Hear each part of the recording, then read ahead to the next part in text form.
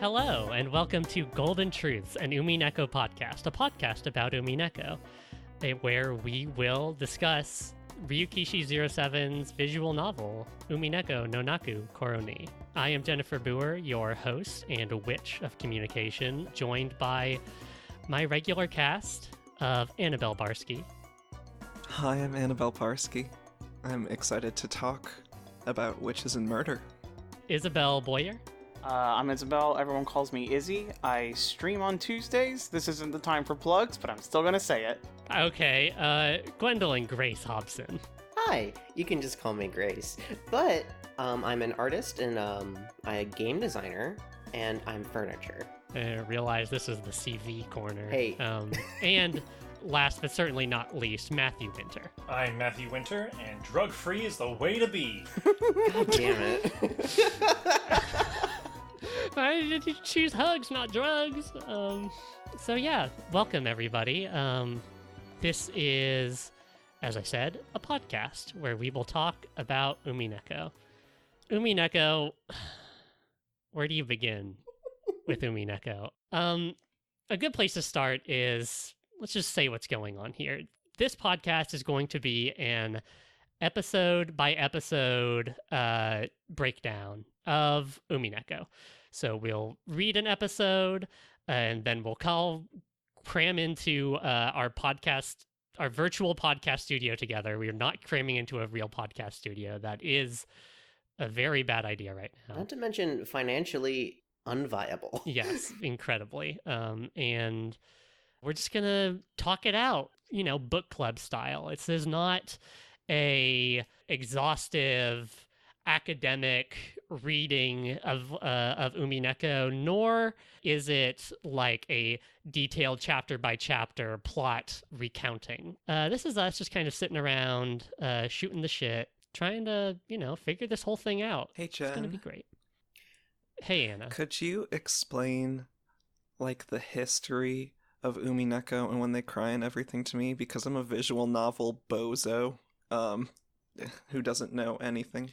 Yeah, well, there's a lot. Umineko is a visual novel created by 7th Expansion, a doujin circle headed up, or at least the kind of primary figurehead member, is one Ryukishi 07, who previously wrote Higurashi no Naku Koroni, which you may know. That more, I'm going to start over. Hey, Jen. Hey, Jen, what's a doujin circle? Yeah, tell us more about the doujin circles, Jen. Doujin circle? You fucking plebeians don't know about a doujin circle. Jen, what the fuck? So you put your crystals in the middle, and you all stand around the outside. No. Mm-hmm. And then you reach... No, God. Good start. Yeah, it's great. No, Umineko is a sound novel released in the mid to late 2000s at Komiket, which is a very famous kind of Japanese doujin, or kind of indie is maybe in a somewhat equivalent term in America, convention. It was released by 7th Expansion and written and drawn by Ryukishi 07. It is the third release in the When They Cry series, released after their probably more popular, and certainly in the States, I think, by virtue of it having a worthwhile anime, Higurashi and Higurashi Kai. Higurashi is kind of a separate thing from Umineko. Umineko is not necessarily within the canon of Higurashi. It's mostly separate, but there are some references and some things that there will be spoilers for Higurashi through this podcast. More or less full spoilers for Higurashi. Now, I have a question. For people listening, would you recommend that they play along with us and finish up episode 1 before they listen? Oh, yeah, absolutely. I mean, this is not... We will be talking about all of episode 1 in here. This is... If you are halfway through episode 1, do not listen to this podcast. Because we've solved the murder. Because we've solved it, and we're going to reveal everything to you right now. Or not, if you don't give a fuck. Well, that's the other thing, is that there are a lot of people out there who I think will never read these because they are a fairly significant time investment. You know, these are full book length visual novels, and there are 8 of them. You know, if you're interested, this is one way to do it. It'll probably be better than the anime, but what isn't better than the Umineko anime? But I wanted to ask everyone, before we, get down and dirty here, what's everyone's experience with visual novels, mystery stories, mystery novels, mystery games, or even the When They Cry series and Umineko specifically? I just want to see what everyone's background is. I guess I'll start. I love Umineko. I read it, most of it as a teenager, and fell off in college around the middle of episode 6, and then came back to it last year because of the pandemic. Maybe the pandemic's over when you're listening to this. I wish I lived where you do, when you do. But I started reading Umineko again and kind of fell back in love with it in a way I totally did not expect to, and then proceeded to speak it like the gospel to everyone I could find, including the entire cast of this podcast. What's everyone else doing? Anna, let's start with you since you're Hi, I'm Anna. first. Again, and I said it earlier, but I'm truly a mystery bozo historically. It's so not my wheelhouse to examine mysteries or try to solve things or collect clues, anything like that. And additionally, I'm a visual novel bozo, so I have consumed no other visual novels really in my youth or my current life. Did you ever, you're a fan of the Ace Attorney series, right? Yes, I didn't know how technical you were going to get about it, being the Oh no, Ace I'm a big bucket visual novel I believer. played the Ace Attorney games, but my approach was definitely rub each item against every other person, or scroll the little cursor up and down on every scene until it tells me I can press the button. I'm not a mystery solver at all. And I played a couple other VNs that are made by American-based indie developers, in the last 5 years or so, small-time stuff. But definitely nothing on the scale of content or story or mystery specifically as Umineko. And so reading through it was definitely a very new experience in terms of experiencing the flow of things and the way the content is delivered, which I assume we can talk about later. But also it was sort of exciting for me that the central question of this, which we'll get into a little bit and we haven't really mentioned yet, is sort of magic versus, real life, hardcore noir mystery stuff. And so for me, that was a really interesting tension to play with. Because for me, I'm really bad at collecting clues and analyzing things in a logical, mysterious way. So for me, I was like, as it fits within the narrative, which again we'll get into, I was like, wow, that really is just a bunch of wild magical murders with these really interesting characters. And then I come to Jen at the end of it and she's like, what do you think about the mystery? And I'm like, what mystery? That was truly getting that message was just like, in some ways, I am the dungeon master of this group, and seeing Anna just come to me sight unseen and being like, oh, it's Beatrice, was just truly such a delight for me. And I stand by it on principle. Though now having, looked back through the first book, the first episode, and some other episodes, but I'm definitely looking at it more from that mystery angle, so I am approaching it from there, but my chops are not up to scratch, so I'm mostly just along for the ride of sort of the interpersonal dramas, is what I am in it for. I think it's so good to have different people on, the way the game might put it is different sides, someone who is just here to say, no, it's Beatrice. What do you... Mystery my ass. It's Beatrice. I think is very fun. Izzy, what about you? I know you also... Okay. I feel like this will be maybe a refrain through all of these, but you've also played Ace Attorney. I just want to ask a question real quick before I get to that. Why did you say that Anna goes first because alphabetical, but then I'm second? Because your last name is first. I don't know... Oh, That's how I introduced you last too. name alphabetical. I didn't realize. Okay, now it's my turn. Every day of my fucking life as Matthew Winter. You got a real fucking Sherlock's in this call. I love visual novels. I have of course, played every Ace Attorney game that had an official release in the States. It's hard for me to think of ones. Like, I am blanking. My brain blanks when I'm asked to think of them. Have you heard of Katawa Shoujo? I have. I don't really feel like talking about it. Yeah. That's a pretty popular touchstone, I think, especially among kind of this group specifically.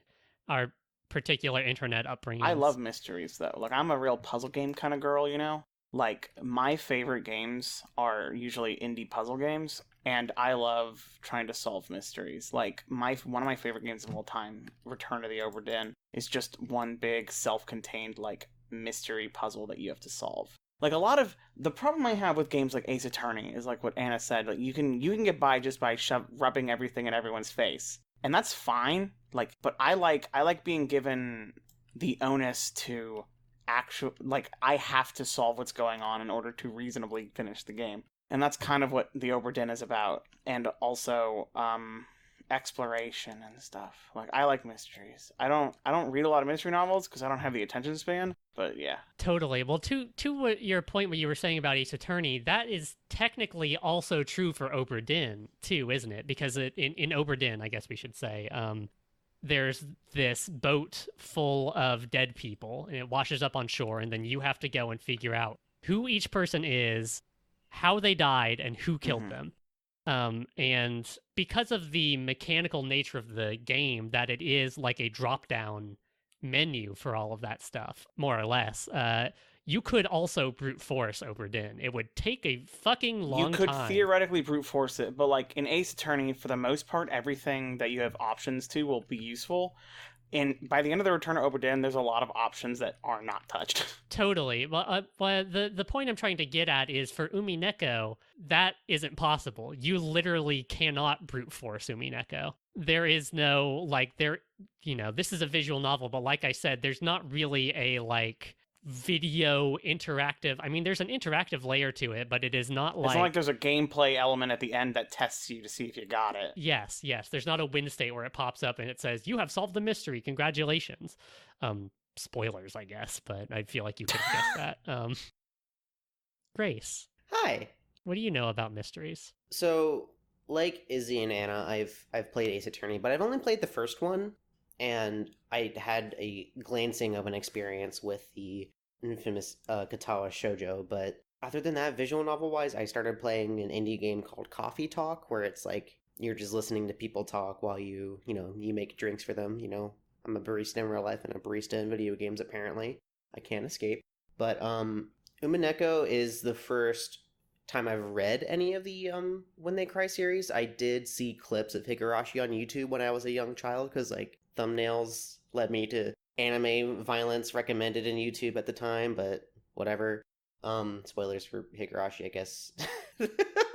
Oh, the spoilers will come fast and loose. We are fully... Please feel free. I will be spoiling Higurashi, quite frankly. But otherwise, Umineko is the first time I've had to read something this in-depth visual novel-wise, or at least, as far as, reading a thing on my computer goes. And it's made me think, I've actually had quite a lot of fun with this first episode, thinking, okay, here's how this could happen. A, B, C, and D, or, for example, who knows? So I'm very excited to dig into the meat of this story, I guess.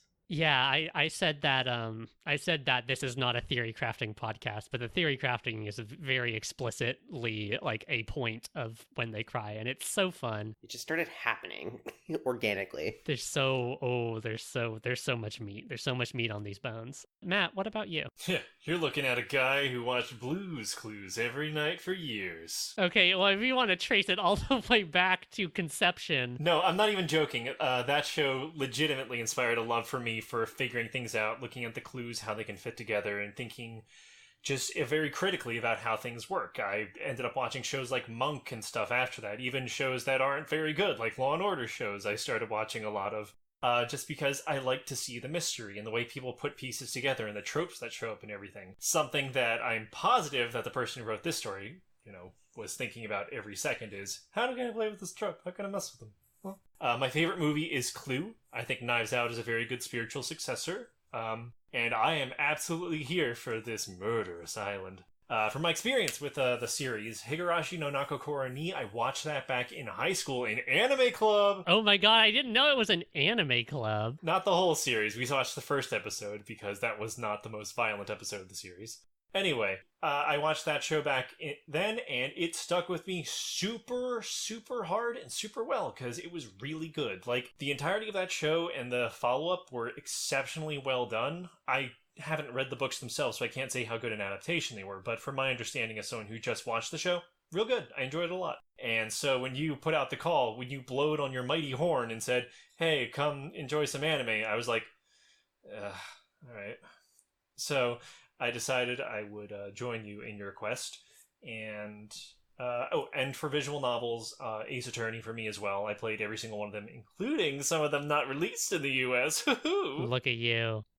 Criminal. I also played Doki Doki Literature Club, and that game freaked me the fuck out because I'm a giant weenie. This game also kept me up late at night and made me unable to sleep because I'm just the biggest baby. And I'm very excited to continue on. Looking forward to the biggest baby competition that will be happening in episode 2 of Golden Truths. Oh, one last thing. Mm-hmm. One last thing before we move on. Isabelle has like the biggest Rubik's Cube I've ever seen and solved it, so she's the biggest brain. Okay, yeah, that's that's true. Factually confirmed. I'm It's writing it into the lore right now. I own physically a 7x7x7, but I've also solved on a program a 19x19x19. What in the fuck are you talking about? That's nonsense.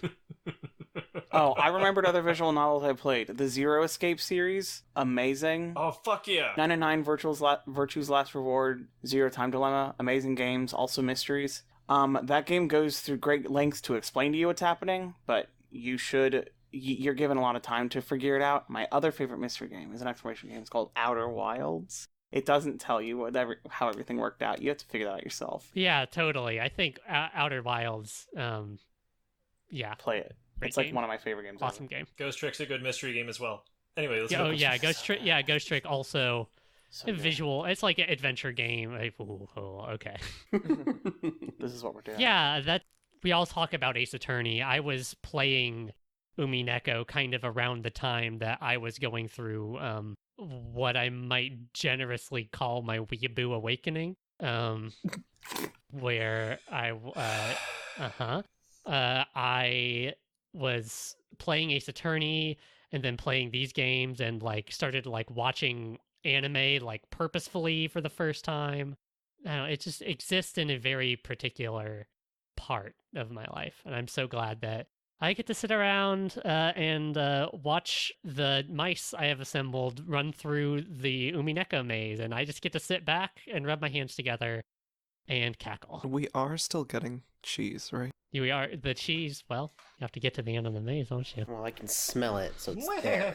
Okay. Mm-hmm. Oh, I wanted to ask, what are some content warnings? Because Umineko is a fairly content warning heavy series, I think. So just to cover our bases. Child abuse? Yeah, child abuse, like familial abuse broadly. Brutal murder. Oh yeah, murder. Lots of like murder and like descriptions of gore and such. You know, we won't necessarily get into like the details of that stuff, but we will a little bit. Implied adultery? Goda. Goda, very Goda. big content warning for Goda. Mainly just for, like, Sexism out the ass. Battler's dad. Mhm. Yeah. There's like a lot of adultery. Like there's some implied CSA. Nothing happens on screen at all, but there's CSA? child sexual abuse. Oh, is that what that... Okay, sorry. No, you're good. No, yeah. Like that, you know, some of these might be kind of long shots and more dependent on reading, but some of them aren't. And I just, you know, let's cover our bases here. Sexual assault, just Totally, in case. sexual assault, just a whole lot. So please know going in, we will be talking about I this wish stuff. there was a nice way to say this that doesn't sound as dumb and fake, but rich people. Totally. Lots Yeah. of rich, there are classism, like, Ableism. That, yeah, alright, that sounds less terrible. yeah, thank you. ableism, yeah, just all, the whole up and down. There's, you know, this is a, you know, a book series for adults, and so it touches on a lot of adult topics. Yeah, having listed all of those, I'll say most of them at least most of them are handled, critically within the context. They're not thrown around as jokes, except for maybe, some problems with the depiction of the main character, which we can get into and make critical incest. on our own. I forgot about that. Incest. Yeah. Yeah. Yep, alright, that's a good one. God. You hate to see it or read it. Well, I feel like we're fully primed. Let's go ahead and get into it. What do you say? Yay. No. Yeah.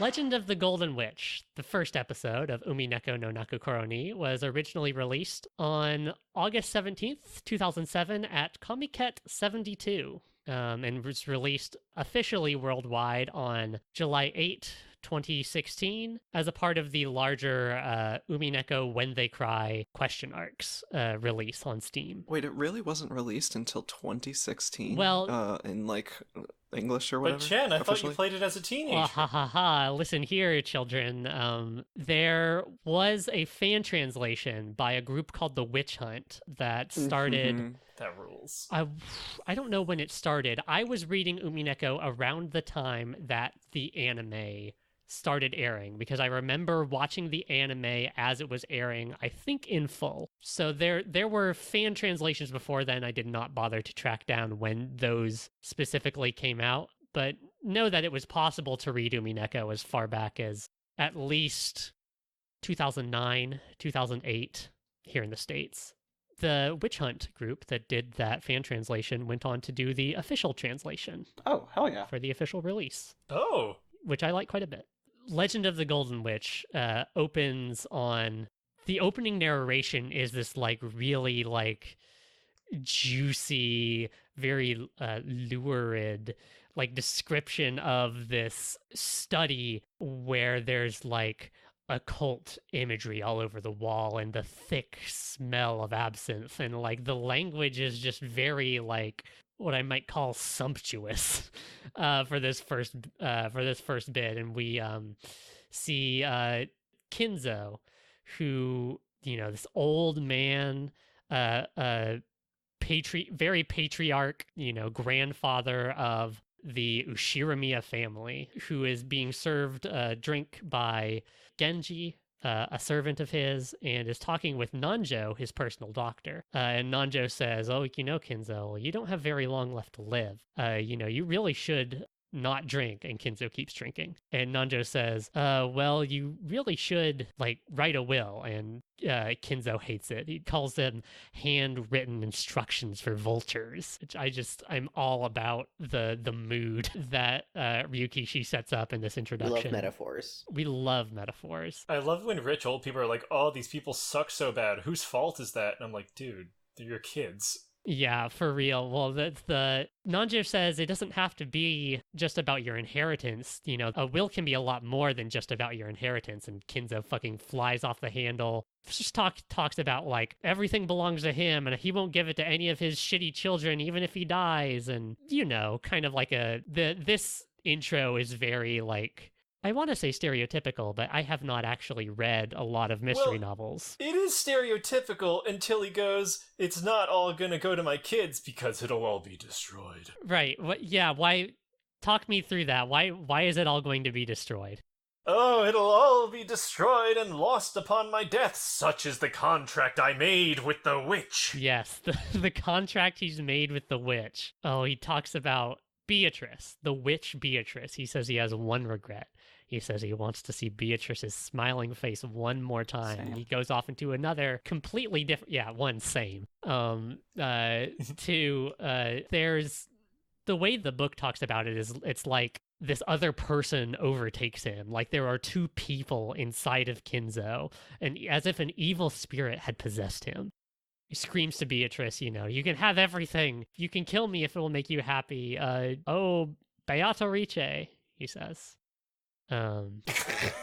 Just like that. Sorry, run that by me again. Beatrice On that is note, the name. We're just gonna call her fucking Beatrice, because We're going to be pronouncing it Beatrice. We'll talk. We might need to make some. Beatrice. Yes. We might need to make some collective decisions about how we pronounce some of these names. But then we hard cut into the intro video, and there's text flying all around, and this like crazy chanting happening, and it's the blood splattering on a picture of Beatrice. It's fucking awesome. I love this intro video so much. I love the intro song so much. It's awesome. We get through the intro, and then we open on black screen the first day, October 4th, 1986. And we meet kind of the rest of the family. Can I say quick before we get into the family? I think that the choice of the date, it being 1986, is so fascinating because with everything that's going on in this freaking game, book, whatever, it feels so removed from time, in part because it's like a fancy old Western murder mystery mansion. So that puts it in a vague, range of 200 years or whatever. But I feel like the context of it being 1986 is so. I wonder why it's that specific, and I wonder if that becomes important, because to me it felt like it could have been many other times as well, and I wonder if that would have made a difference. I was gonna say on that note, the setting feels very contemporary in as far as things go, despite taking place in the 80s. Like, I thought it was like maybe early to mid 90s at least. I mean, obviously it's like a 5 to 10 year difference, but the 80s, access to certain items came very quickly. 90s going onward, that I didn't even think about the date that this took place on. Like, it just wasn't important to me.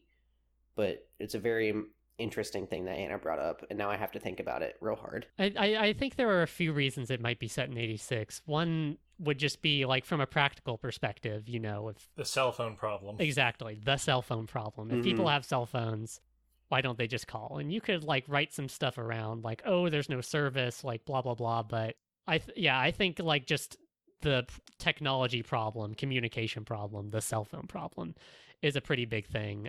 Two, I think that it's important that it's set in 86 for some like kind of specific economic reasons that we again we'll get to later. I think Anna, you were already alluding to that. Yeah, that's true. And third is that Ryukishi07, I do not know his exact age off the top of my head, but I would wager probably a kid of the 80s. Higurashi, of course, his previous works, was set in 1983.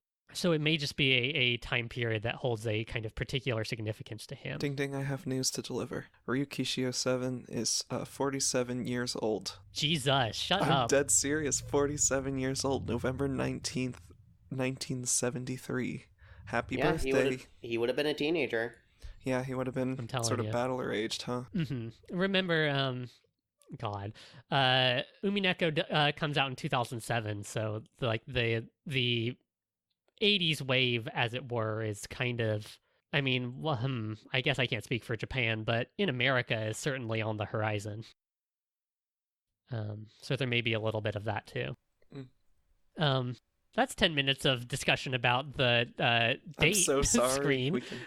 No, you're so right. It's juicy. We meet our protagonist here, our kind of principal guy, Battler Ushiramiya. He's tall. He's tall, fact. He's tall. His dad's a gamer. His dad is a gamer. That's a fact. His stepmom says his dad is always beating his meat when he's off screen. Yes, there's a lot of okay. That did happen. I feel all of Umineko in this virtual room we're all in right now. Battler, so yeah, he's tall. He's coming back to the Ushiramiya family after 6 years away for reasons, yet unspecified. He talks about maybe one of my single favorite lines of text from Umineko. He says, "My name is Ushiramiya Battler," but it's written in kanji, like even in the English release. It says, "My name is Ushiramiya Battler. Can you read it?" And the answer is, fuck no, dude. No, I cannot. It's so funny. But his name is literally the kanji for fight and then person, which... Well, that's why I have a note that says, my name is Fight Person. That's... But it's pronounced Battler, and so all the rest of his family is also like this. There's his cousin George, who is his older cousin, turning 23 this year. Battler is 18? I don't have his age. 18. Okay, 18. yes, 18. George's mother, Ava, and Ava's husband, Hideyoshi, who Ava is a direct blood descendant, is part of the Yoshiramiya family in that way, where Hideyoshi married in. So that's why his name sounds like a normal Japanese person's. There's Kyrie, Battler's stepmom, because his birth mom died 6 years ago. Note that. And Rudolf, Battler's dad, who is also a part of the family by blood. It's one of Kinza's children. When Rudolph shows up, yes, as you were saying, Izzy, he does perform the Konami code on his ear, and I can't tell if that's just like, I'm writing Dojin for, an otaku audience, and I will do the Konami code, or if I'm supposed to know that he's a gamer. I don't understand that, but it sure does happen. When was the Konami code invented? I'm going to do research. Konami code Contra. would definitely Contra. be Keep out. going! Oh, God. The Konami code exists by 1986. I can say that with certainty. So this is kind of the initial cast we're introduced to, and... It was first used in 1986. Sorry. Well, are you He sure? invented the Konami code right here, right across from Rudolph is some guy who's like, whoa, that's a good one. That's what he spent so long in the bathroom doing, just learning Contra. What the fuck? Why does this say 1986 really? Oh, yeah, the 1986 version of Gradius. Yes, I'm sure. There it is, the internet. He's a gamer. He's a gamer, period. End of statement. God. Everyone's waiting in the airport somewhere, presumably in Tokyo, to take a flight out to Nijima, which is an island in the Izu archipelago south of Tokyo, for their yearly family conference. A lot of kind of family dynamics are sort of set up here. There's Battler and his cousin George, who are... They're like brothers. Yeah, They're like brothers. Well, I mean, Battler spends the whole time calling George Aniki, so... It's true, yes. Lots of Anikis and Chans and Sans in this translation, which, as a weeaboo, I appreciate because I get it. Battler's been away for 6 years, and the last time he saw any of these people was when he was 12 years old. And the first thing he does is this charade where he talks up, oh yeah, I'm all manly now. I'm like a guy and like a dude. What's better than that? What's better than that? And Hideyoshi nudges in and says, a man's gotta lift himself up by his bootstraps. You're really, you're growing up so fast. Har har har. And that's kind of the person Hideyoshi is. I do want to take a second to talk about Hideyoshi, because Battler's just like, so this guy is real cool. He pretends to be from Kansai, but he's really from Kanto, which from my approximation means he pretends to sound like he's from Brooklyn, but he's not. He's from Pokemon Land. Battler notes that Hideyoshi, George's dad, is like this businessman in, I think we kind of learned through implication, like somewhere kind of in the food service industry, like he's a middleman somewhere. He's Colonel Sanders. He's not quite, he's like the guy who sells the napkins to Colonel Sanders. And he's figured out or at least that's the vibe I got off of him. I believe it's a chain of restaurants, and then he was the head of it. Mm-hmm. KFC. But yeah, he has a Kansai dialect, but it's affected. And Battler says he knows that Hideyoshi will drop it when he's around people who actually have a Kansai accent. It's this weird, already we are getting these weird affectations and presentational selves that people curate for specific situations. It's very funny. Ava, tacking onto the gender stuff from earlier, Ava says, oh, well, Battler, you're so handsome. You must get all kinds of ladies. And, George never gets anything like that. And Battler's like, haha, my aunt and uncle are such kidders. It's just a lot. And then also Battler notes Ava can do sick martial arts like Chuck Norris. Yes, Ava does try to knock Rudolph's block off at one point, or threaten to knock his block off. But stops her foot an inch from his face. Yeah, did you know? Stopping a foot an inch away from their face is more difficult than kicking. It's great. Remember that next time I tried to beat the shit out of you? Kyrie and Rudolf are Battler's dad and stepmom, and you get the sense that with Kyrie, Battler has kind of a friendly relationship, you know? Mm-hmm. But with Rudolf, it does seem, even though they are, obviously he takes after Rudolf, there's from the way Battler described it, there's a little bit more of a strain on that relationship. I would even call it like an animosity on like Battler's end. Like he's very much like resentful of his father. Totally. We later find out that his dad may have been the way that it's phrased is he betrayed mom 6 years ago. Yes. And that's why I left. Yeah, we'll probably get more on that later, but that's what we know.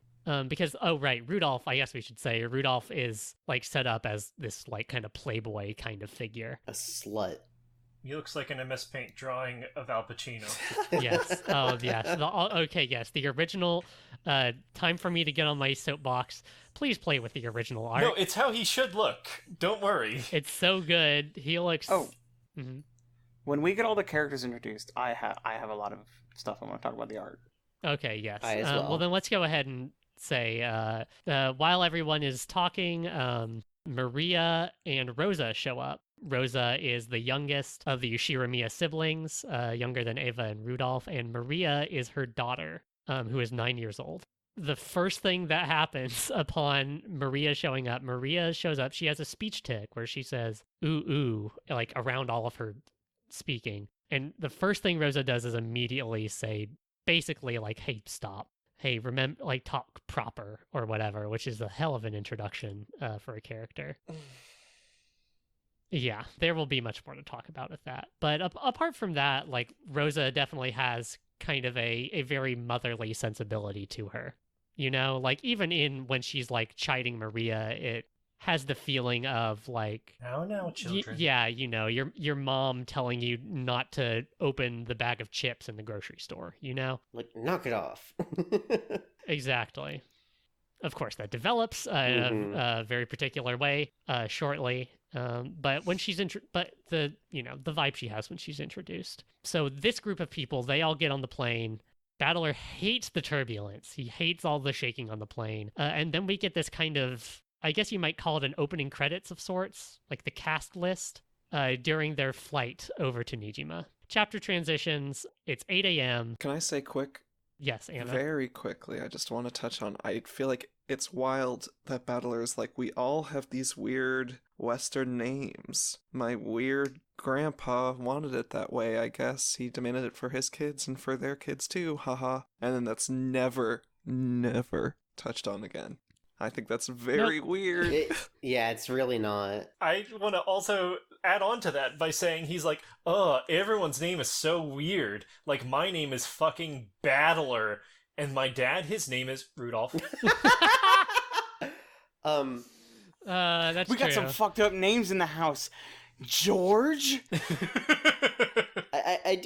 While we're talking about characters, I do want to mention Maria's relationship to Battler, because the last time Battler saw her was when she was around 3 years old, I believe. Yes. So yes. This is the first time Battler has seen Maria as sort of a functioning person, if that makes sense. And even more so, it's the first time that Maria has seen Battler to her memory at all. Mm-hmm. Yeah, and as part of that, her whole thing is ooh, I don't trust strangers. She's immediately distrustful of Battler until George, who's the dad of the children, comforts her and is no, this is Battler. I trust him and you trust him too. And then Battler makes a funny joke and throws her up in the air or something fun like that. And she trusts him then. And then Battler and Maria become best friends because they're both mischievous assholes. Yes, exactly. Yes. Yep. That's exactly why. It's a good thing to bind. Speaking of mischievous assholes, 8 a.m., everyone is at a dock on Nijima for them to sail out to Rokkenjima, the island that they are all going to. And we meet there two more members of the cast. We meet Kumasawa, who is one of the servants for the Ushiramiya family, and Jessica Ushiramiya, who is the highest in rank cousin, the heir apparent to the headship of the Ishiramiya family after her father. And Jessica's entrance is, she says, like, "What's up, Battler? It's been so freaking long," which is great.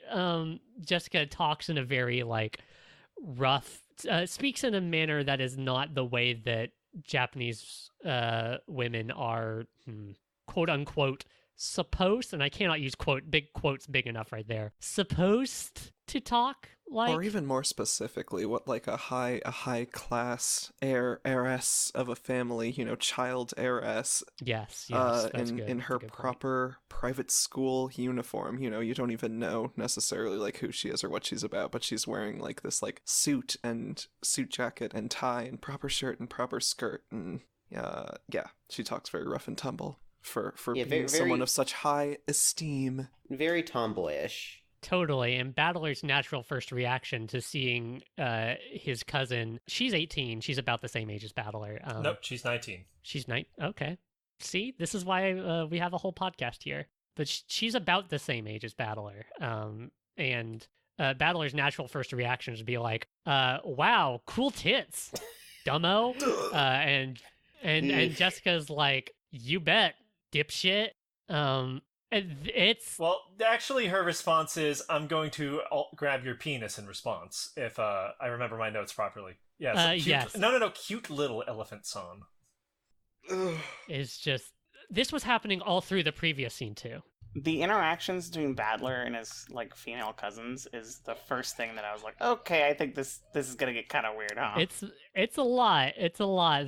Battler kind of tries to defend himself later, and how much are we? This is something that will probably crop up more than once in the series. But how much are we meant to understand that as like something that the narrative knows is like a shitty thing to do, not just like is a childish thing to do, which I think the narrative definitely thinks it's kind of a childish thing to do, but how much does it understand that it's like very bad is a question. I think it understands it pretty well. Okay, so this sort of introduction comes up one more time, and that's when a character we haven't been introduced to yet, Shannon, shows up. And he does the same thing because they have a similar, like, sibling-y relationship. But there's a different power dynamic there. And he's just like, wait, you're not gonna stop me? Like, he knows in his head, like, what the fuck is happening? This doesn't seem right. And the game is like, I guess the game's trying to make it clear that, like, the servants of the house think of themselves as furniture. Like, that's a constant word that comes out of their mouths that makes me feel like vomiting. It just feels like a little quirk they gave him to show up his, like, chauvinism and sexism, but also, like, to really, in a weird, gross situation, show off the intensity of that mindset. And while we're on the topic, it might be, like, a sort of way to, like, create a parallel between, like, Battler and his father. Yeah. This, like, Totally. Weird idealization Absolutely. of, like, ugh. One more note I want to make right here is that this kind of talk, not quite like the very direct, like, teen dumbass version of it, but this kind of talk was happening in the last scene. There was a lot of, like, sexual, not even undertones, but, like, this family, it's not just something like that these cousins are doing because they're stupid. That is why it's happening, but also it's because I think in this family, like, sex is, I don't know how to put it, but it's normalized. Yeah, like, this kind of behavior is normalized and expected, and it's just like, it's part of this happens with families, not necessarily with, like, this kind of talk, but I think this happens with a lot of families, like, the things that just get woven into the fabric of your relationships with these people that you stop thinking about, and then someone else might come in and be like, hey, what are you guys talking about? And it's very interesting to me, the way that already, like, even in what I think in the opening of this book, you read as like, well, this is kind of weird, but, like, they're family, they're meeting back up again, for us, like, it's a different culture, like, maybe there's something going on there, but the further you get into the book, I think it casts these first few conversations in a very different light once you know kind of how this family is. Yeah, I wonder if it's one of those themes that'll like evolve as the story progresses and as we learn more. Totally. Enter Kumasawa Chiyo, who holds out her tits for Battler to grab. Why don't you try my tits, Battler? Battler, unfortunately, very sadly, turns her down, which is really the point that this book takes a complete nosedive. Kumasawa's great. I think she's like the worker at your retail job who has been there for 10 years and takes like breaks that are way too long and somehow never like seems to be doing any of the heavy lifting, but god damn it, you just love them anyways. Aspirational. I know, she's totally she's the lady who's seen it all and like knows how to interface with the family, which I think is such an important thing for the servants, that we'll see later. They all get on their boat, and Battler hates the fast boat ride. Again, he hates the shaking, shake, fall. Maria loves it. Yeah, everyone makes fun of him for it. So they ride up towards Rokkenjima, which is a small island that is privately owned by Kinzo. It's not leased from the government. He owns that land. It's mostly forest except for the mansion, about 10 kilometers across, they say. And as they're riding up, they get Battler notices something that nobody else does. There's supposed to be this shrine on a little outcropping of rock near the dock there, but it's gone. And Jessica says, "Oh yeah, I think it disappeared sometime last summer." Yeah, she's like, it probably eroded away and fell into the ocean. And then Kumasawa's like, no! Lightning came down from the heavens. Tells a spooky story. She does. She tells a spooky story, and Maria is like, "Oh shit. It's an omen of misfortune. Like she keeps saying over and over again, and very creepy vibes. Yeah, I want to cut in here because this is sort of the first of many of Maria's little prophecy moments. Mm-hmm. And I want to say how much I appreciate that character doing that. I feel like I said earlier, I was very much invested in the magic of the story as well. And everyone's trying to suss everything out. The relations, their interactions with each other, even before anything goes awry. And this is like the first moment where we're introduced to her, really sort of displaying some sort of supernatural connection. Whether it's real or not is totally up for debate. But her mother is sort of distressed by this and is like, quiet down, it's nothing. And it's not a big moment, but it is the first in a series. And I feel like it really sets the stage for her and sets the stage for Battler being sort of a little more observant than everyone else too.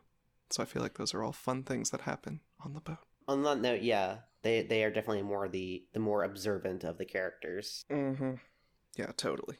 At the same time, like, you get the clouds are gathering overhead because there's a typhoon. I guess we should mention there's been like weather reports in the airport that there's a typhoon that's coming in. No big deal. Yeah, no big deal. Oh, typhoon on a secluded island with a Western mansion on it where a bunch of people are coming to talk about an inheritance. Pshaw. So they arrive at the island, finally, and we greet character number one. Hold on, before we reach that mountain of a man, I want to point out that Kumasawa does pull her mask off a little bit and Kumasawa reveals herself to be a 7-foot-tall Russian man who has the philosopher's legacy. Named Volgan, because she says Kuwabara. She does say, just like Volgan say. I forgot. That's why, she does say Kuwabara. Yeah, the moment she said Kuwabara, I sent that picture, and you were like, oh yeah, that's true. And I was like, oh, you understand that she said Kuwabara, huh? I did understand that she said Kuwabara is an old Japanese, like a very old Japanese idiom, basically about like lightning striking or something that is also associated with a character from Metal Gear Solid 3 named Volgin, who's a major antagonist who also has lightning powers. So, oh my god, thank you for explaining that. Y'all have been making that joke for the past hour and a half. I've been sitting here like an asshole. No, listen, keep everyone I'm on right the there inside. with you. I did not know what was happening. What this means is that Kumasawa secretly has lightning powers. Oh shit. So, from that very dumb tangent, let's go over to everyone's favorite. They arrive on the island, and wouldn't you know it, Goda, another servant for the Ishiramiya family, is there to greet them. Goda is like, I wouldn't call him a slime ball per se, but he's certainly, how would everyone else? What are words? What words? He's a What's in the brute and a name? coward. Somehow This guy's a fucking asshole. Shithead. He is the kind of person who will drown someone else to keep his head above water without a second thought. I hate him. The dude's like 7 feet tall, and this little twink drops a huge bag of manure on the ground. He's like, pick it up. We have not gotten to the twink yet. Please hold the twink for yet a moment longer. Hold that Twinkie. I mean, it definitely... So in the context of, like, the opening scene of this is 3 old rich dudes in a room of their mansion, and one of them's a servant or whatever, and one is a personal doctor, aka a more different servant. I definitely got the feeling meeting Goda that, like, this was like the Igor character, sort of, in the sense of really? like I this was just the vibe I got. So you asked for the vibe. It's like this is the giant muscle man who smiles gently at everyone and gives off an air of He's the dread patsy. at all times. He does have a very patsy-ish vibe to him, absolutely. Yeah. He's like they said he was hired like 2 years ago. I think that makes him, as far as we know, the newest servant on the island. Yeah, that's it. And he fucking sucks. In the retail metaphor that we're working with, he's the guy who takes all the breaks, but he's new there and he hasn't earned that right yet, and he keeps constantly pushing his work onto you, and like at least Kumasawa fucking like is cool about it. Goda's just a fucking schmuck. He is like destined for middle management is the vibe I get off of Goda. He sucks. So he shows up, he takes everyone up from the docks. Oh, they noticed, because it's the title, Battler notices that the seagulls, which are usually crying when they get to Rokkenjima for their conference, are not. And he's like, where are the seagulls? And they're like, oh, they're probably hiding from the storm. And they're like, damn, I really wanted to hear those seagulls, which comes back later, as all things do. And so they go up to the rose garden, which is like immaculately maintained. Or is it? You know, very rich people vibes. Or is it? Because Maria finds one little rose, and she wants to, she feels bad about it. So George, summoning every bit of dad in him, ties a used candy wrapper around it so they can come back and look for it later and, water it or something. So I actually had something I wanted to bring up here, if that's all right. Yeah, please. I wondered at this point, because everyone seemed so happy with the garden, and I think there were references to it being something that made the adults think of their childhood, with it being a garden of some importance to them. But I was wondering if maybe this is why the family conference is held in this month, in such a dangerous month as typhoon season, is just because this is when the garden would be in bloom, the rose garden would be showing properly. And that's just a thought that I have. Maybe. That's a good idea, Yeah, in this book at least, I don't think we get any knowledge about why it's held in October. I think it's just kind of assumed, well, that's when it happens. I wonder why it happens in October. Battler even questions it at one point. He's like, this sucks. That's true. And so they go up, and we are introduced to everyone's favorite cisgender man, Canon. It's canon. It's simply Canon. Canon is a young boy who is also a fairly recent hire. I don't remember. Was it 3 years? Yeah, 3 years ago he started working here. Sooner than late, more experience than fucking Goda. Yes, exactly. Goda is literally the most junior person on the staff here. But he used to work at the Target down the street, so he's got a big head about it. And also literally his head is large. That's literally him. Oh no, that's literally Goda. Well, I was the shift lead at a Walmart, so let me tell you a thing about business. Oh, God. I hate Goda. Yeah, Goda sucks. Well, one of the reasons Goda sucks is because Canon is like, he's a little shy and he's like not really, feeling the whole, hi, here's the entire family thing. And Goda, like, in the way that a servant might talk shit about another servant in front of the family, he talks a little shit about him, like, oh, haha, Canon, you should be a little friendlier to our guests. And Canon says, I can't be friendly because we are furniture. It's the first time we hear that. Jessica tries to cover for him, and it's just a mess. It's just truly a mess. I think it's pretty clear that like Jessica probably doesn't like Goda as much either. Oh, totally. It is very, very clear that the parents, who we haven't met yet, her parents, love Goda, and no one else likes him even a little. I mean, he's, for all the shit we talk about him, I cannot believe we've talked this much about Goda. For all the shit we have talked about him, he is, like, very competent at his job, and he's, like, showy, and, like, for this specific circumstance, the family conference, he's a great chef, it makes sense why he would be here. He does just also suck eggs.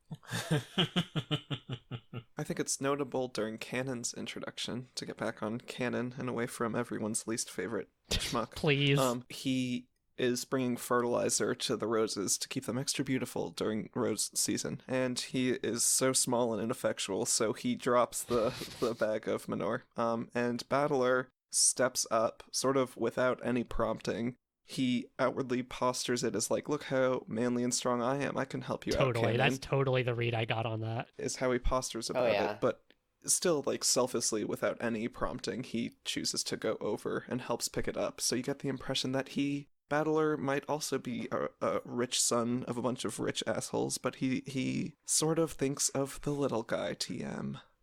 Totally. I mean, he has a little self-reflective moment on the way over, talking about, like, the nature of being a rich person, and, like, you get the sense that he's at least a little self-aware about it. Like, he is still firmly, like, a rich guy. But he has been distanced from that for 6 years, at least. He's been living like a human being for 6 years. So that is true. At least yeah. During probably the most important years to formulate your sense of self, he wasn't rich. Mm-hmm. So that's nice.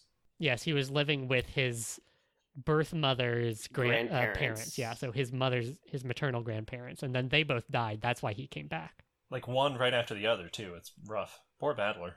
Yeah, so now he gets to be here during all this. We do get this little perspective shift, which it feels important to note because Battler, almost everything in this book is through Battler's eyes, and except for a few scenes here and there, which are actually from a third-person narrator. Like, first there was the prologue scene with Kinzo in his study, and then there's this scene right now where Canon kind of watches the family walk away, and he's like, damn, Battler's real fucking strong, and I'm just this 16-year-old kid. Oh, woe is me. I guess if we're gonna like look into it like from a literary perspective, Battler is very literally like an insert for the reader, because he while he is being reacquainted with these characters, we are being acquainted with them for the first time. So there's a sense of like we should probably get to like be introduced to them through the eyes of a person who doesn't know them as much anymore. Like I think that's really interesting. Goda shuffles everyone into the guest house, which was built a couple years back. It's not the main mansion, but it's where everyone's been staying for the last 2 years. I also have a note here that says Grandpa beat his kids with a wooden sword. I'm not sure when that comes up, but it comes up around here. Oh yeah, I have that note too. I think Jessica talks about it. Yeah. It's when Jessica is complaining about George being kind of the favorite child. She complains about, getting spanked with a wooden sword. Yeah, it's this family. I mean, oh yeah. Sadly, I can't speak for the wooden sword, but like probably not too far out of the norm for just a Japanese family in the 1980s. I mean, I just think families in general in the 1980s. Totally. When I think about like what my parents went through. Oh, absolutely, yeah. Corporal punishment is just kind of a fact of life. they're all in the guest house. The cousins stay in the guest house, I think, while the adults go over to the mansion to, do adult stuff. And we cut over to the mansion to see Natsui and Kraus, who are Jessica's mom and dad, kind of hosting all the rest of the adults while waiting to see if Kinzo's going to come down from his study, which he has not for quite some time. I do want to like, this is sort of like the part where we start to see like a lot of tension between like the siblings of Kinzo's kids, essentially. Like they have these very weird dynamics with each other that like I don't think normal siblings should have. Like, how do you mean?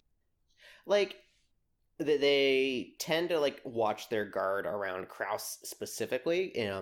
It's mentioned that he was very much like the big bully brother because he is the oldest, so he had this weird power dynamic with Rudolf, Eva, and Rosa. Sorry, I don't remember Rosa very well. But I don't know. She might have like the least amount of lines as far as. Well, she is, spoilers, one of the first ones who gets offed. People die. I know people die in this. What? But no, you're right. I think there is definitely a sense that. I mean, this comes back later when we literally see everyone's status at the dinner table, but that the Yoshiramiya family is very firmly patriarchal. And so an oldest brother would hold a lot of power just in that relationship, especially when that oldest brother is kind of the acting head of the family because Kinzo is, more or less MIA. He's like he's like locked up in his study for all of time. Who have we not met yet? I think the only person we haven't talked about is Shannon. Shannon, and we haven't properly met Genji or Nanjo. Let's just go ahead and talk about them here. Shannon is another young servant, along with Cannon, that works at the servant household. Yeah, she is Cannon's sibling, sort of. Kind of. They both come from the same orphanage, I believe, the Fukuin house. Yes, all of good that news. is hinted at, that many servants of the house over the years have come from the same place, and that's very confusing and unexplained. Yeah, Cannon and Shannon, those are not their actual names. That is, like their working names. Again with the weird naming thing. They both have the same kind of suffix on their name, and that's explained that, they're both from the same orphanage. And it says specifically in Canon's tips section that there are other servants with the ON character at the end of their pseudonyms, excuse me. They just happen to be on duty. There is also Genji, who is Kinzo's kind of personal servant, the head servant of the household. His life companion. Yeah, essentially, kind of his life companion. I think those words are used exactly. It's very like that. You never get there's no explicit mention of any kind of relationship, but no, yeah, it's not explicitly denied either. He's kind of like something of a father figure to Cannon and Shannon, sort of. Definitely. Mm-hmm. And he has the closest access to Kinzo, including the only key to his study that is not held by Kinzo himself. So clearly, a very important person. Yeah, kind of the only access to Kinzo. Other people at other times try to get in touch with Kinzo through his thick study door, and he doesn't even respond to them. But he always responds to Genji. Yeah, totally. And there's also Nanjo, who is Kinzo's personal doctor, and basically exists to show up and say oh, that Kinzo, I don't know how much longer he's gonna hold on, but he spends the whole time being yeah, I don't know what you want. 3 more months, huh? Just keep waiting, man. 3 more months. It's probably going to be fine. He does have another job that he does, which is, yeah, that's a corpse. Yep. That person probably is most likely dead. You seem to forget he plays a lot of chess. He does play a lot of chess. Also, another important Nanjo fact. Chess is very present throughout this whole story. But he plays a lot of it. Nanjo plays a lot of it. Kinzo plays a lot of it. Genji plays a lot of it. George plays a lot of it. Does he?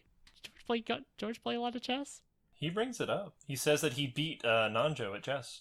Oh, well, there you go. Yeah. Which I think, kind of going back to what we were talking about at the very beginning of the podcast, the kind of game board metaphor is very strong there. It even comes in literally with some of the logic that goes on. So that's kind of the whole cast. Well, Kraus and Natsui we didn't really talk about, but Kraus is the older brother. We did talk about him. We did not talk about Natsui, who kind of comes out as, like, apart from the cousins, kind of the main character of this book. She's not of the Ushiro Miya family by blood. She is long-suffering. She always has a headache and is... Her life is a nightmare. Her life is kind of a nightmare. She's constantly trying to defend, like, the honor of the Ushiro family, which she was brought into. She feels like basically that her birth family doesn't exist, and she is an Ushiro, but because she is, one, like, a spouse in the Ushiro family, she married in, two, a woman in the Ushiro family, and three, a woman who was not able to give birth for a long time. Her, like, status, despite being, like, the wife of the presumed head, is, like, really, really low, especially with Eva.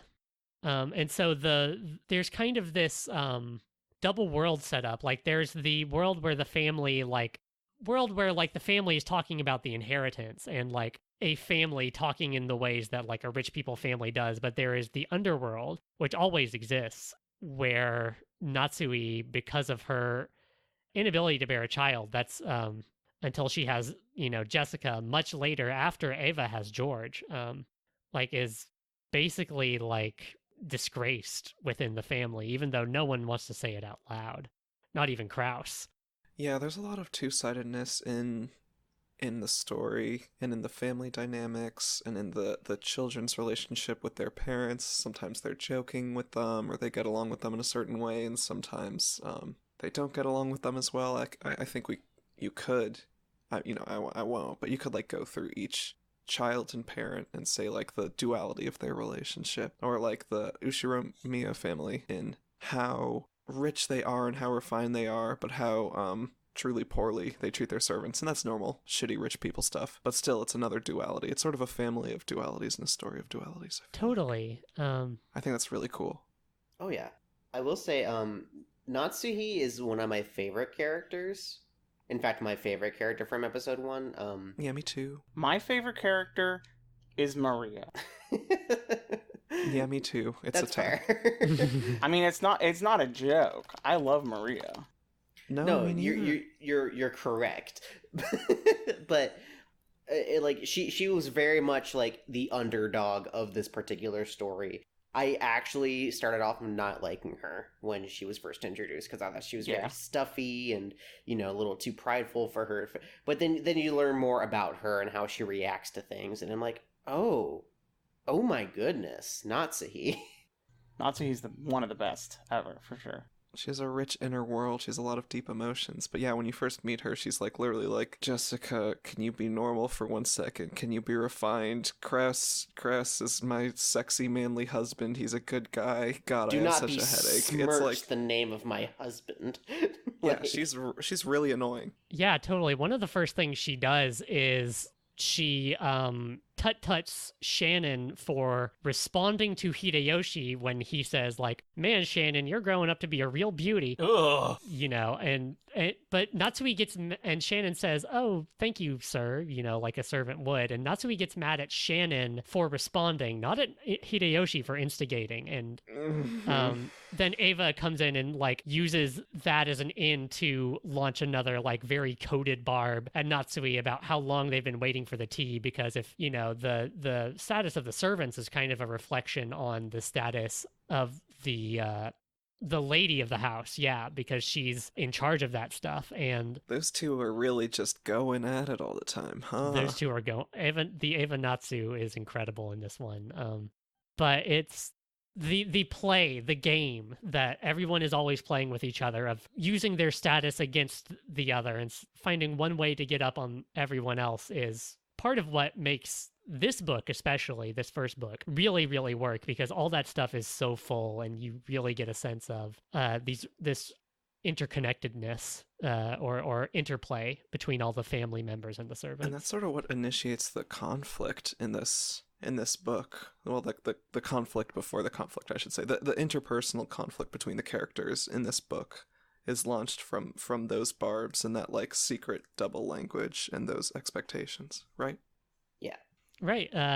Would you like to get into that? Me? Sure. Yeah, this is the point at which, as the kids go out to play with each other, including Shannon, who it should be noted is sort of more friendly with the kids than Canon. Oh, totally. She's sort of, she is treated as and also considers herself to be and wants to be like a normal kid, a normal teen, and wants to be included in that way. She's been working at the Shirimiya household for 10 years, and she's 16, I believe. Yes. Yeah, that was a buck wild thing to read. I was just like, she's been working there since she was 6. What the fuck did you have her do? Hey, look, you got to do something with those kids in the orphanage. I wonder. Jesus. I do wonder about Shannon, but she's not distressed at this point. I did not know she was that young. Ugh.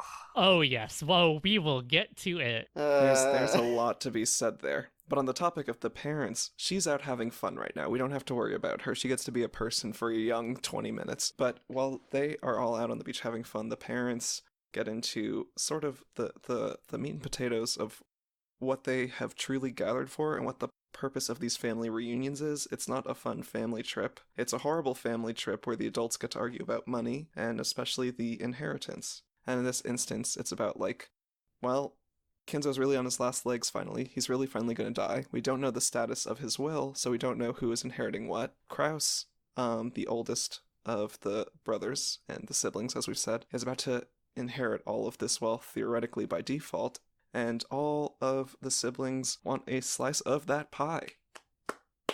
They do. Basically, the cousins get together, the siblings all get together to have their financial meeting. And all the 3 younger siblings, Ava, Rudolf, and Rosa, mainly Ava and Rudolf, but Rosa's there too, basically accuse Kraus of embezzling Kinzo's personal fund to fuel his kind of professional projects. He's trying to turn Rokkenjima into a resort. That's what the guest house is. It's meant to be a place for people to stay and enjoy the rose garden and enjoy the sea breeze.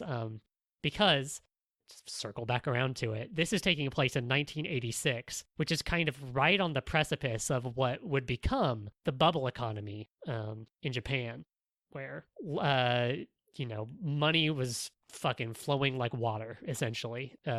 Time of good feelings and good prices, and then it popped. But this is like right before it happens. So Kraus has like seen that it's going to happen, but he saw it too soon, and he put all of his investments in too soon, and now all of his investors are looking for that return, but he doesn't have it because the boom hasn't hit yet. And so the siblings all say that Kraus has been funneling funds from Kinzo's personal stash into these investors to make it cool, unless Kraus has found Kinzo's hidden gold. There's hidden gold, y'all. There's gold in that island. In them islands, there's gold. At the same time this is happening, the kids are in front of this giant portrait of Beatrice, of this very refined looking lady who we find out is Beatrice. And there's To interrupt for just a small split second for a dumb note that I have here. Please. Battler of all fucking people goes, oh yeah, that's an elegant name, Beatrice. That name you're okay with, huh, Battler? Not any of the other weird Western names. No. Fucking dude. Oh god. Yeah, he's just like that. Basically, there is a legend in the family, started by Kinzo himself, that Kinzo made a deal with a witch named Beatrice, and she gave him 10 tons of gold, which is a ridiculous amount of gold. It would be, they estimate it at about 20 billion yen in the story, that would be about $200 million. I went and did some math myself. 10 tons of gold today, if you just had 10 tons of gold and you wanted to say, make this money, would be $600 million, which is a ridiculous. That's only a fraction of Jeff Bezos' money. That's the thing, is that we do live in a world of billionaires, and nearly trillionaires. So it can get kind of lost how much fucking money $600 million is, but that is still a very sizable amount of money. Yeah, and the whole myth is that he was just some random fucking nobody, kind of, or they had been of modest wealth, the family or something at one point, but then he made his fortune through the gold of the witch. It's even more fascinating than just that, because it's not that he, spent the gold bars or anything. He kept it, showed the gold bars to people, and said, I got a shitload more. And totally. that's my collateral. Literally. So I'm never going to spend a single penny of this gold, this gift He from the did not witch. show gold bars. He took one gold bar and showed that, being like, hey, y'all. I have this gold. I have 10 tons of gold. Check out this one gold bar. Check out how weird it is. Look, it's not even stamped with anything except this cool symbol. I mean, apparently they did test it? ?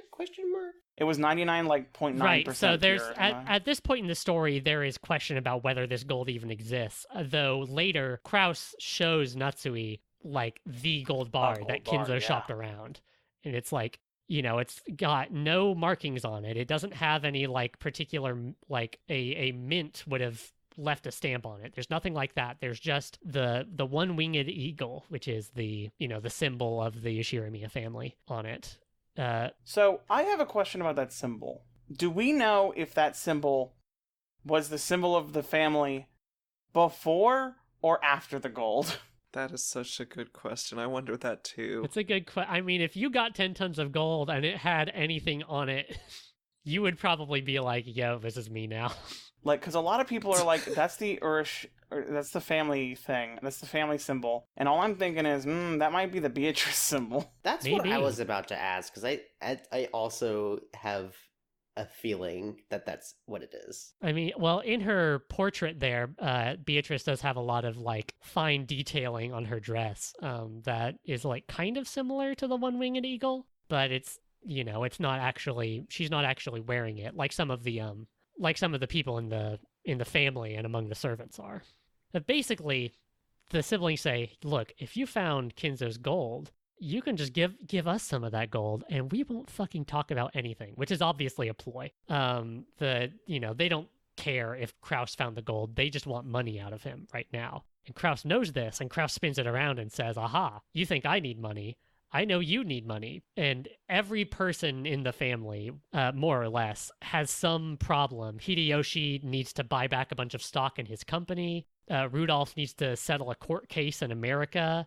Rosa co-signed on a bad loan or something. That one's a little less clear, but basically, and the book goes out of its way to say this, that basically everyone, more than anything else, they want a lot of money right now. Yes, I love that refrain. So good. And it's not like Kraus doesn't need money, it's just that he needs his money slightly later than they do, so he can screw them all over. So that part kind of comes to nothing, but the cousins, meanwhile, are looking at the epitaph. Underneath Beatrice's portrait, there is an epitaph listed. The first mystery. The first real mystery. Does someone want to read it? Anyone? I would love to. Please do. Behold the sweet fish river running through my beloved hometown. You who seek the golden land, follow its path downstream in search of the key. As you travel down it, you will see a village. In that village, look for the shore the two will tell you of. There sleeps the key to the golden land. The one who obtains the key must then travel to the golden land in accordance with these rules. On the first twilight, offer the 6 chosen by the key as sacrifices. On the second twilight, those who remain shall tear apart the 2 who are close. On the third twilight, those who remain shall praise my noble name. On the fourth twilight, gouge the head and kill. On the fifth twilight, gouge the chest and kill. On the sixth twilight, gouge the stomach and kill. On the seventh twilight, gouge the knee and kill. On the eighth twilight, gouge the leg and kill. On the ninth twilight, the witch shall revive, and none shall be left alive. On the 10th twilight, at journey's end, you shall attain the power of the Golden Land's treasures once and for the last time. The witch shall praise the wise and bestow 4 treasures. One shall be all the gold from the Golden Land. One shall be the resurrection of all the dead souls. One shall be the resurrection of the love that was lost. One shall be to put the witch to sleep for all time. Sleep peacefully, my beloved witch. Beatrice. Okay. Who wrote that? Seriously, who frickin' wrote that? Is that Kinzo wrote that to Beatrice? Does it predate Kinzo? I want to know. So they do mention this. This went up the same time that the portrait did, which is, it's given a very specific date, which is weird. It said that they both went up in April of 1984. Okay, so this is something... Yeah, 2 years back. Something I noticed. Weirdly, something that's been happening is there are various points where they're like, this happened the year before last. 2 years ago. That was Goda. That was the painting with the epitaph. That was the guest house. Like, there's a reason Goda's so large. It's a mecha being piloted by Beatrice. Something happened the year before last that I think is a bit more than just what we see. Because all this stuff happened at once. Like, at first when I got there, I was like, oh, Goda seems like he's a guy who's all about town, and everyone else is like, yeah, he's an actual shithead, nobody likes him. He's only been here for 2 fucking years. And I'm like, what? So, like, something's up, you know? Totally. I do know. Something is up. So a very fun thing happens at this point in the story where basically the cousins and the siblings all say almost the exact same thing to each other about... I actually wrote down Krause's thing because I enjoyed it so much. His is the dark parallel to what I think George says to the rest of the kids. He says, "Tonight, let us all drink together as we solve the riddle of Beatrice's epitaph and discover the location of Father's hidden gold. If we 4 friendly siblings work together, there's surely no puzzle we can't solve." Ha ha ha ha ha. And they proceed to solve my God. nothing. Literally. It's so good. I want to take a second to just say how much I love this part. In us, like, reviewing all of this, it's easy to be like, this is a really long book. And it's, for the first half of it, it takes a really long time in introducing these really complicated, really annoying, really rich people in just the longest, most flowery text. But during this scene specifically, with the discussion of the epitaph and the siblings arguing about the money and the inheritance, I felt like the writing, like the strength of the writing came through so strongly, because at that part, I did not feel bored at all. I was like so invested in the refrain in the writing of the frickin' they needed money right now. Like, that refrain over and over again was such a beautiful choice. The freaking, that, like, evil supervillain ass sibling plea, like, I just felt like this part was, like, maybe the highlight for me. Even with all the murder and magic to come. Spoiler. No magic. I feel There's like no this witches. was, like, so juicy. And I really appreciated the writing. The only magic is the magic you would find at Disneyland, a place where even an elf can't Love Disneyland so much. That is true. Tokyo Disneyland, the actual thing he's referencing, was built very recently. Krause uses this to back up his, like, yeah, the shit's gonna pop off here in a few years thing. So yeah, the cousins and Shannon are all down at the beach. They try to work out the epitaph. Like, there's a rumor that the epitaph, I guess we should say, that the epitaph is a riddle of some sort that will lead you to the gold. And people have tried a bunch of times over the years to figure it out, but like, if you take it seems like if you take it purely at face value and you try to find Kinzo's hometown and find the river and find the sea and all that stuff, it doesn't look like it quite works out because they keep hitting a dead end. Down at the beach, we learn about how much Maria loves witches. Shannon tells a ghost story about how, oh no, sometimes people have been said to find butterflies in the mansion, and I heard someone once suffered a grave incident because she was speaking meanly about Beatrice. It was before my time, but oh, and all this stuff. And like Maria's just eating it all up. She's like, yeah. She loves it. Fucking love Maria. Jessica and Battler are being shitheads about it. And George keeps having to kind of whip them into shape, and they all have to work together to calm Maria down when Jessica and Battler like laugh at each other about like witches can't be real, which is very, very cousins. I love Maria. Maria's the fucking best. Yeah. Maria, the something I want to bring into it is how the game kind of treats Maria. Like, maybe this is just me projecting, but Maria's definitely autistic. Like, me too, girl. Oh, yeah. Me too. Oh, 100%.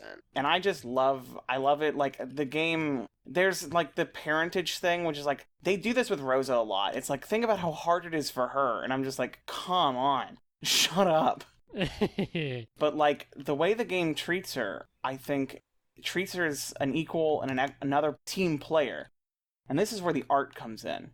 Because as the characters are being introduced, I would pause it and switch the character models to see the differences between the two, because I was very interested. And something that really struck me is that new art Maria is noticeably shorter than everybody else. The thing about the art that's being used is that the original art is a close-up bust of all of the characters. So it has everyone up in your face, and they're all crowded near each other. But the new art are like these pulled up, almost entire body shots. So you can see the clear difference between like the height of Battler and the height of Maria. And I think that diminishes Maria in a way, while the bust style portrays her equally to everyone else. Ooh. And But it gives her more agency that way. I think the new art ruins a little bit of that, because it's like, oh, here's this little girl crying about stuff, but then in the other one, the older art, it's like, hey, look, they're all proportioned similarly, they're all sized differently, you're seeing them all in the same light, and so they're equals. You make a very good point. The proportions are very much like indicative of like the importance on like an equal playing field. I 100% agree. And while we're talking about the art, I'm not a big fan of the new art. No, the new art I'm just pretty gonna bad. say it outright. Oh man. So it's based off of designs from an Umineko pachinko game. Pachinko which- game, really? Really, that is absolutely true. Was it by Konami? Well, you know, pachinko. You do know pachinko. Yeah, it's just very bad. Like, people will, like, kind of talk smack about the old art, which was drawn by Ryukishi himself, as being, like, kind of amateurish or, like, looking like it's drawn in MS Paint, which it does. But the new art that is included in the official release is just really wretched to look at, if you ask me. Mm-hmm. It does not capture the emotions nearly as well as Totally. the old art. Like, say what you will about anything, but like, it's the exact same deal as Tails Gets Trolled, where sure, it's not the most well drawn shit in the universe, but the expression, There's so holy much shit. meaning in High Shovel that will never be contained. That could not be contained in a more proficient drawing of it. More like technically proficient. Let me flex my 4 years of art degree. The character like expressions and the overall feeling of the character illustrations along with the text are extremely, and I think everyone can agree here, extremely heightened by the fact that they are also drawn by the author. Mm-hmm. So they are used at very key moments with the express purpose of the author's intent. Totally. Mm-hmm. And Mhm. you know, like the author has Battler's shit-eating grin like down to a T. Like I would say like the new art of Battler he just looks like he's about to chew on something. Like, Well, maybe he's That's hungry. actually an excellent point. My wife is an amazing author and everything. She is not an artist by trade or anything, but some days she just gets... there's no other real word for it, but she just gets possessed with the desire to bring a scene from her story to life. And it's not, again, the most technically proficient drawing in the world, but you can feel that this is exactly the way these characters' faces are supposed to look in that moment, because that's what she's focusing on. so yeah. I love the original Ryukishi art. I am a total simp stan, whatever else word you want to use. I just think it's so good. Yeah, the expressions are so good. I have been championing it all along, and I'm very glad everyone else feels the same way. Like you were saying that you preferred the old art, and I started the game with the new art, and I was like, "Ooh, this is pretty snazzy." And then I switched to the old art to look, and I was like, "Oh, that's kind of gross." And then I stopped reading it for 2 weeks, and then when I picked it back up, I was like, "I'm gonna read it with the old art," like Jen suggested, and I was more drawn in. Like, it was still the boring introduction section, but I was like, "Oh, this is weirdly better to read." They just so just fun. feel so much more alive. Totally. With the old Can I art. talk about one quick thing in character design? Yeah. Yeah, sure. So, obviously, there's a chess metaphor going on through this whole game. And it just dawned on me while we were talking about everyone here that there's one character who is actively wearing a crown throughout the entire game. And that is Maria. The best character. Mm-hmm. Yeah. So is she the queen or the king? I don't know. You've beaten the game. Why are you asking me? Anyway, Well, it is designed more. It is designed more like a chess king to be a narc, to be a Chess bozo. Master Anna? Sorry? Is this real? Yes, yeah, I know everything, like how to move a pawn Holy forward. shit. Yeah, no, but it's to signify that Maria's the best character. And that's all there is to it. We'll see. Well, Izzy, what you were saying about Maria being autistic, I think that's so... I think you're so incredibly right. And I want to, like, did Ryukishi intend that reading when he wrote it? Like, was he literally trying to write an autistic child when he was writing Maria?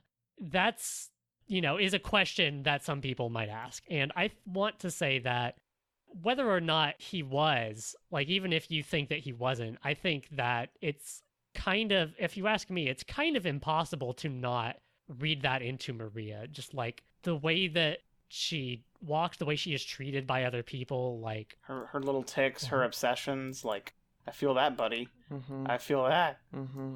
Mm-hmm. Special interest. yeah, like Mhm. the position that she occupies, whether intentionally written as like specifically autistic, is certainly like some sort of maybe what we might call neuroatypical child, or a child that doesn't fit in. Just I think that's such an astute reading of her character, and I just wanted to draw more attention to that, and to people who might say, "Oh, well, that's not exactly what Ryukishi meant." When I should say that Ryukishi worked in child services, I think for like almost a decade, or around a decade, before writing Higurashi, his first kind of breakout work.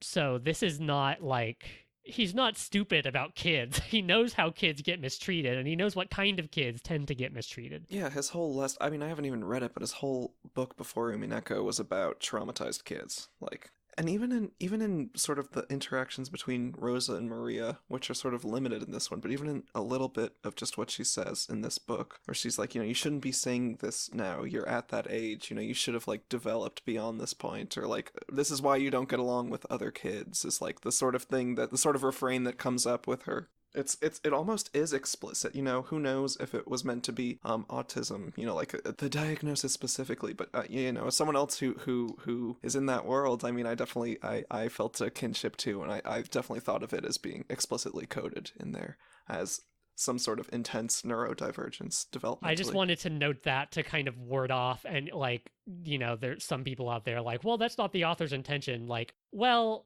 one, I think it was, and two, whether or not this was his specific intention, like, we are readers in our particular... Art's a conversation. Yeah, art is a conversation, and this is us talking back, and yes, all to my eye, that is, Maria is unmistakable as an autistic child.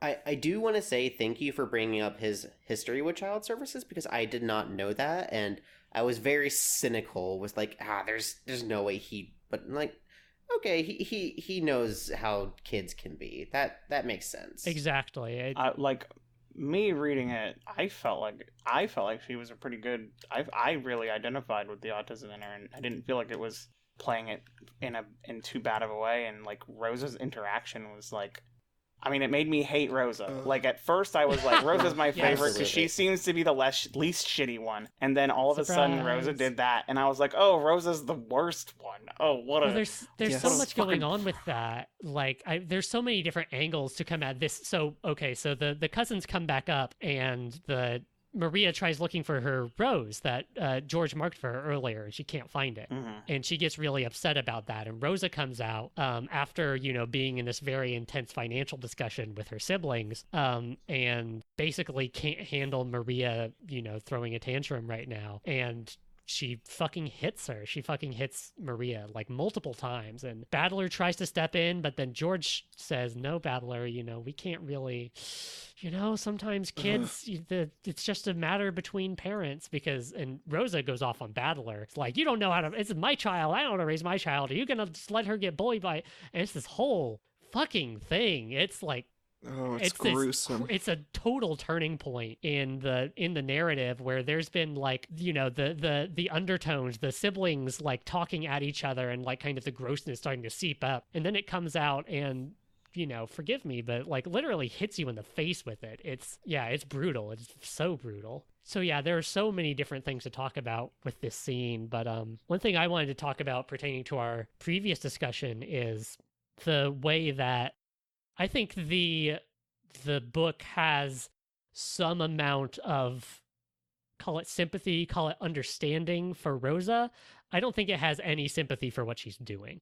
Like nothing about like the setting, like the wind is whipping about. There's literally a storm happening, and Maria is like in tears, and the cousins like awkwardly shuffle away. I don't like to your point. I think this book like really likes Maria and really loves Maria and loves who Maria is, for who she is. And I don't see this act as anything other than like at best like kind of a like tragic in the sense of like a tragic flaw that Rosa has, that she fucking beats her kids is like the most. Sorry, just no, really, like the her most Shakespearean like flaw. For real, like it's devastating. This whole sequence.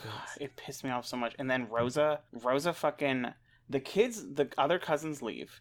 Well, yeah. So the kids leave, and like that's the way this shit gets perpetrated. Is like the young kids are just like, well, we can't really do anything, and what's Rosa gonna do? Just yell at us? And like, and literally like, would any of the other adults stand up with them if they were to take a stand? Like, it's probably not. Totally. It like you see the way that we've been talking about, like, the weird like kind of sexual talk, like the patriarchal, like all of the abuse that exists inside of the Shiromiya family. You see how it gets perpetrated right here is when everyone, like when George says, well, there's not much we can do, and they just walk away. Yeah, I want to give a special familial generational trauma shout out to George in this scene.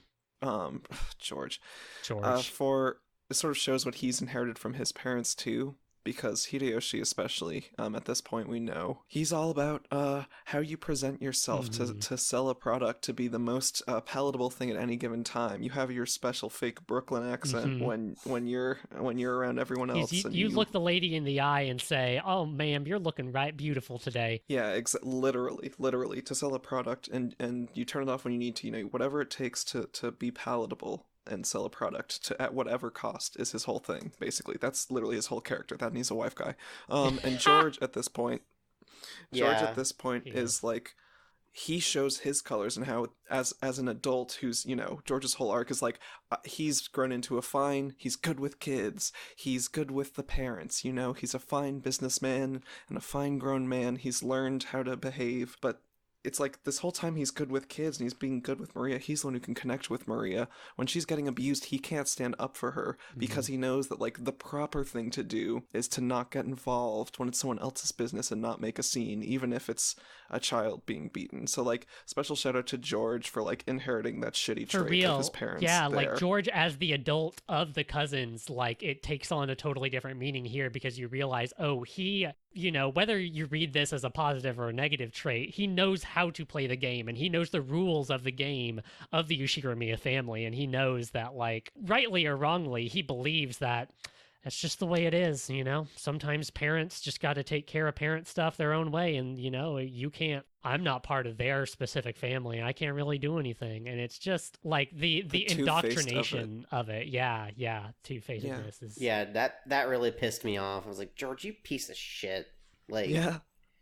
Ugh. And then, what happens next? The kids leave. And then, fucking... Maria and Rosa are still there, and Maria refuses to leave without the rose, and Rosa's like, okay, well then, she doesn't say this, but effectively she's like, okay, we'll die in the fucking thunderstorm then. I don't care. And then she fucking leaves. Goes to sleep. She fucking leaves and takes a nap, and I'm like, I get it, naps are nice, but like, I was so livid during that section. Like, I was just like, okay, Rosa's the fucking worst. There's no redeeming her. She's dead to me. No. Yep, me too. That was my exact As she's reaction. walking away, the narrator, the third-person narrator, like, notes that Rosa isn't leaving because she's... Or the way the narrator puts it, I guess I should say, is that, like, Rosa is worried that she will continue to hit Maria if she sticks around. So she's like... So she removes herself from that situation, which is a very generous read of that situation. But two, like, also probably true, you know, this is the way that abuse happens. It doesn't happen from strangers in vans offering you candy. It happens from, like, fucked up relationships with people who you were already close with. And, like, abusers aren't, like, mythical dragons who, like, aren't also human beings. Like, maybe Rosa totally did feel bad about what she was doing with Maria and, like, left to cool her head for a little bit and thought, well, I'll come back out, and, like, she falls asleep. Like, maybe that is what happens, but the bottom of the matter is, like, Rosa is an adult woman and Maria is 9 years old, and I don't care like how bad you feel about it, because later she comes back and she's like, oh, Maria, how could I do this? Oh, Maria, I'm so sorry. I'll buy you your special candy or whatever the fuck. Like, it doesn't matter how fucking bad you feel about it. Like, that, you did that. And, like, I think that Umineko does a very good job of painting abusers and abuse specifically, like, not as, like, some kind of specific evil that is removed from humanity, but as a thing that happens because of people's humanity and their flaws and their foibles and all of this stuff. And that doesn't, and also at the same time not excusing it because of that. Now, I've got additional theories about Maria and Rosa's relationship and about how Maria does not actually like Rosa. But I don't want to get into that because it involves information from the bonus episode thing at the end. Oh, well, but I want to know. Oh, yeah, we can circle back to it. I want to... So they all fuck off. Everyone fucks off. Maria's left alone in the thing. Kinzo says some shit. He's been saying shit, like, basically at the end of every chapter, like, very ominously. The dice are about to roll. And he, like, takes his head ring, the ring of the head of the Ushigoromiya family, throws it out His into the head night. ring? What do you call it? It's called the crown. Oh. Okay. Fuck. I'm sorry, that was fucking funny. So basically, 6 p.m. rolls around. The storm is fucking raging, and no one knows where Maria is. The cousins are in the guest house. Cannon comes to get them to take them to dinner, and Cannon's like, hey, where's Maria? She wasn't in the mansion. I thought she was with you. And they were like, oh, we thought she was with Rosa. And then at the same time, Rosa is in the mansion being like, what? Maria's not back yet? And her whole fucking song and dance. So everyone runs out on their own into the rose garden to find Maria, and they find Maria standing in the same spot because Rosa told her not to move, holding an umbrella. And, like, Rosa asks, oh, who gave you that umbrella? And Maria says, oh, Beatrice gave it to me. And Rosa, not wanting to push things at the moment, leaves it there. But then she asks over dinner, hey, who gave Maria the umbrella that she was holding? And everyone denies it. I have the breakdown here. So Kraus, Rudolf, Kyrie, Eva, and Hideyoshi were all talking in a different room from when Rosa left the first time to go beat her child until dinner. God. When Kraus summoned Genji, and they both went to go try and get Kinzo out of his study, the rest of them went straight to the kitchen, so they are all accounted for. Shannon, Cannon, and Kumasawa were all making the guest rooms up together the whole time, and Cannon only left when he was asked to summon the cousins, so they're all accounted for. The cousins were in their room watching TV. They're all accounted for. Nanjo was with Kinzo since it started raining, so they're both accounted for. And Natsui says she was in her room the whole time, so she's accounted for. Oh, and Genji just says it wasn't him, like earlier before Kraus summons him. He says, oh, no, it wasn't me. And he doesn't think it's something Kinzo would do. So everyone's like, well, who gave the umbrella? Who do you guys think gave her the umbrella? Maria said so. Maria said Beatrice. Maria did say Beatrice. That's where I was at. We're two for Beatrice. Can I get Grace, the anti-fantasy side over there? How was it, Beatrice? Okay, let me clarify my position. My Uh-huh. cat's on top of my notes. There are two Beatrices. There is Beatrice, and then there's the 19th person. I see. I equate the question of the 19th person as effectively saying, "Is there a Beatrice?" Okay, so you think that Beatrice does exist and that she is a 19th human being on Rokkenjima. Yeah, Beatrice as like Human. a word to like give a name to this mysterious 19th person. Sure. Because she was Okay. saying, hey, it was Beatrice, and I'm just like, okay, so there's probably a 19th person. There's no witches though. I'm on Battler's side. Damn. Damn. I okay. think it was Shannon. Shannon. Yeah. So Kanon and Kumasawa were lying? Yeah. Okay. All right, fair enough. Why? What do you mean? What do you want me to say? No, they were telling the truth. There's two Shannons. I just She can actually throw one of her tits and it spawns another Shannon. Umineko is about these logic battles, but you're just out here to provide definitive answers to questions. Grace, do you have an opinion? I would say it could be likely that it was Shannon, possibly, Mm-hmm. due to the fact that, she's the one who, told another story about Beatrice, Mhm. and, she was also at the mansion. Oh, wait, no, was she? She, Kanon, and Kumasawa were all making guest rooms together the whole time. That's right. So they were in the mansion, and, who's to say that Shannon walked by, saw Maria in the garden, and was like, oh, let's do something nice, because it's not out of character for Shannon to that's an interesting break take. her mold of furniture. She very obviously has feelings because she's a character. Mhm. Who part of me wonders, does it matter who gave Maria the Oh, it umbrella, kind of doesn't. that Rosa could even be- says that. I'm not trying to pin a crime on anyone. I just want to thank you. But they all I feel like still it does deny matter. Not necessarily. It who matters was it in that- about 10 seconds. It matters.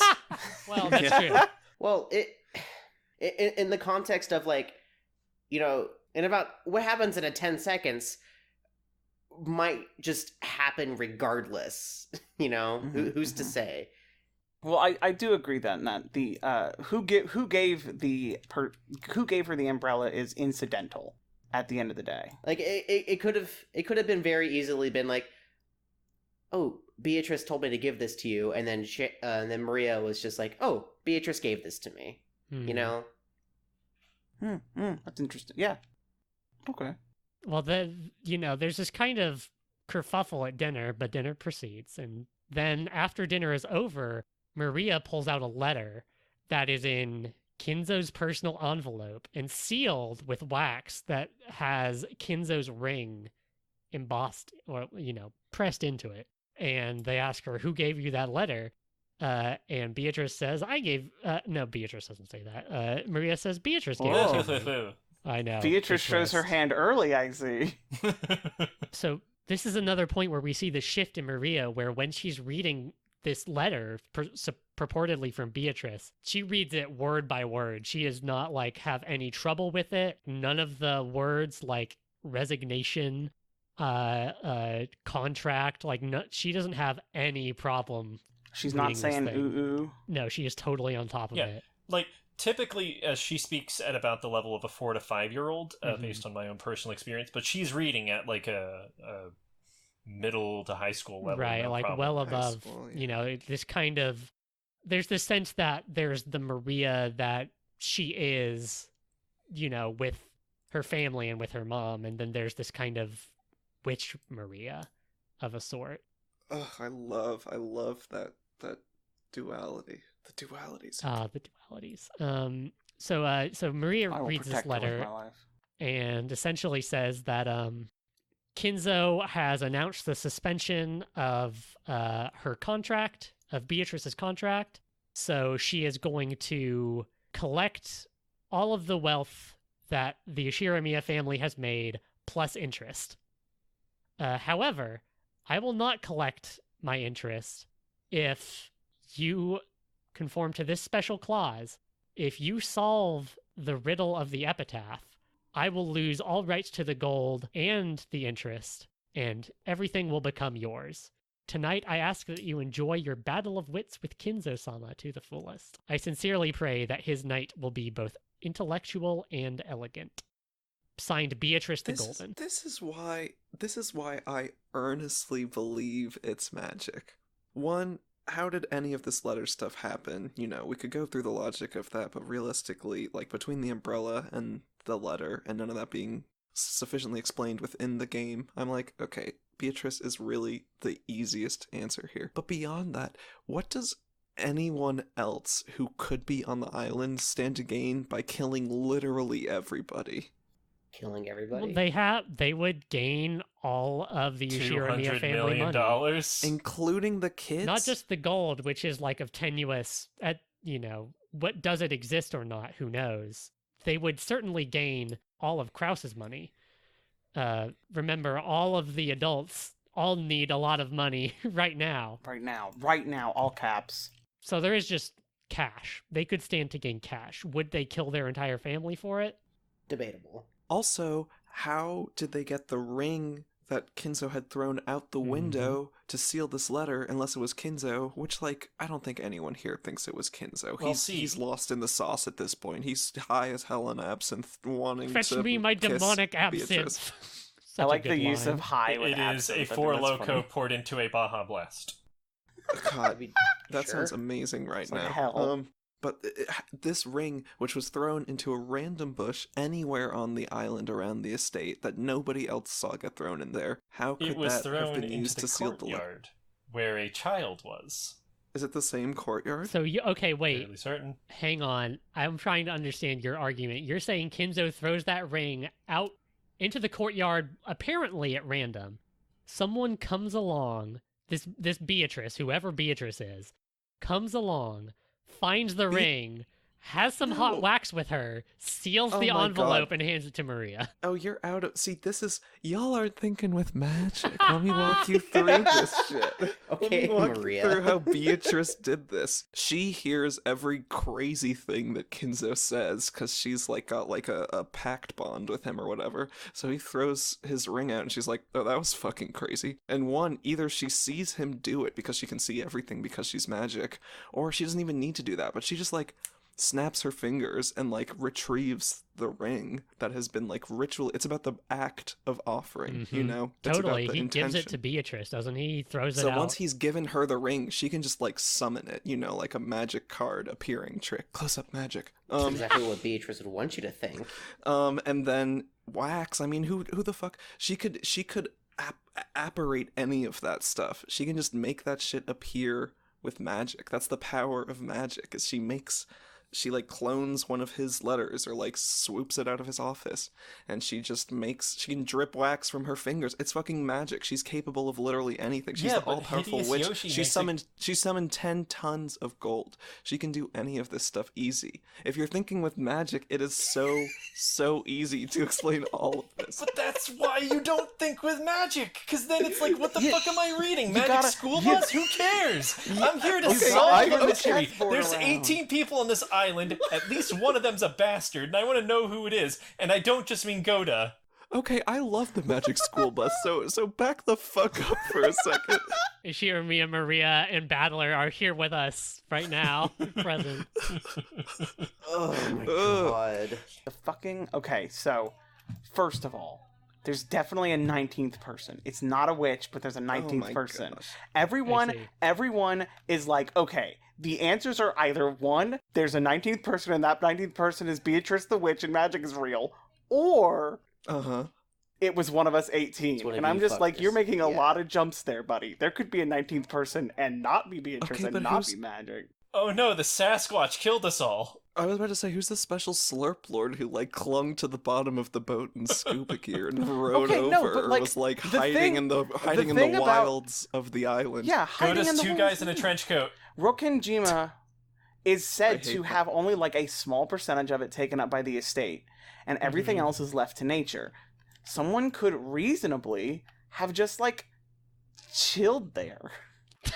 That is There's that just- that is literally postulated in That's the true. game. There at is one a point, legend of- right in this book. Yeah, of the Witch of the Forest, which was, as far as everyone knew, a ghost tale that they were told by their parents. Both the siblings and the next generation, the cousins, were all told this, that there's a witch living in the forest. So they think it's a ghost story telling them not to go out into the forest at night because that's obviously a bad thing to do. But Izzy, maybe there just is a witch in that forest, just living in I a love hut the image. somewhere. Yeah, of someone just like eating like raw ass like rabbits and sparrows, 'Cause they like can't cook it, totally they'd butt fire. ass naked, running around the forest, biding their time until the meeting comes. And someone that Maria would recognize as Beatrice. Oh yeah, she's also beautiful and well Yeah, kept. they made a in beautiful Beatrice's dress out literal... of rabbit skins. Yes, exactly. Oh my god. Okay, some very compelling opening salvos from everyone here. Why don't we either, I'm not quite sure how this is going to come together. Maybe we will take a break. Maybe we will take a break from this particular podcast and start a new one. Who knows? But for you, the listener, please continue to stick around and join us right back here for more of Golden Truths. I'm gonna get in a fist fight in here. Twitch.tv/Izzy Timestream. You're screaming over the music that's fading up around you. Go follow me. Give me your money. Witches are real. God. Fuck witches.